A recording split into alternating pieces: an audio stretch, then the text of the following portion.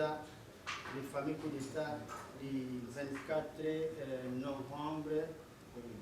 C'est sous le thème cause des massacres, pillages, guerre d'occupation en RDC, comprendre et agir dans l'unité pour y mettre un terme afin de préserver nos droits fonciers, forestiers et miniers que le président national de l'unité des valeurs, Maître Michel Okongo, a tenu cette conférence. Ancien délégué à l'Organisation des Nations Unies à Genève, représentant de l'Union pour la démocratie et le progrès social en Suisse et intérimaire en Italie, Michel Okongo appelle à réfléchir à la prise de conscience pour de meilleures solutions sur la situation d'insécurité qui sévit à l'est de la République démocratique du Congo.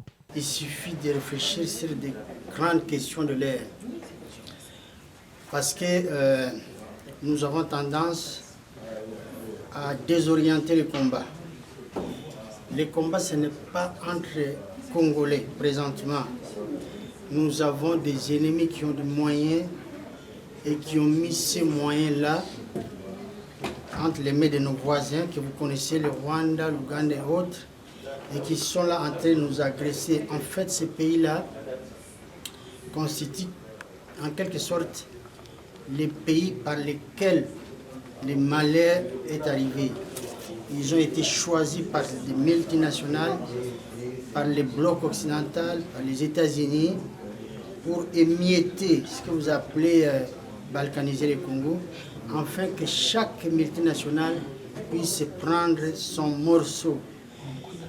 Et aussi, ne l'oubliez surtout pas, je veux que les peuples congolais le sachent,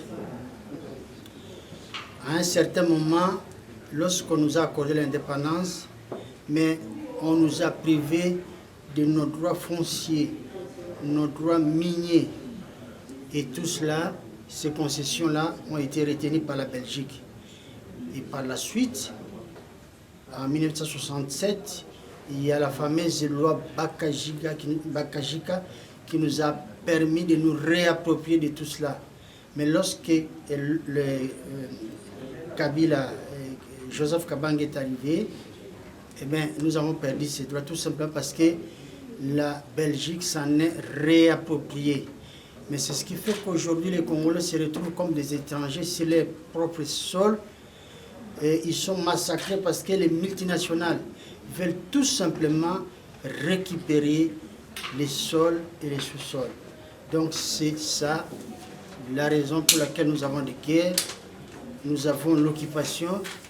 Et maintenant avec tout ça, nous ne devons pas être distraits, nous n'allons pas seulement tenir des débats politiques, mais il faut tenir des débats de réflexion. Croire Michel Okongo, il faut un cessez-le-feu politique pour sauver la République démocratique du Congo en menant un vrai combat de libération pour que tout Congolais puisse jouir de bienfaits.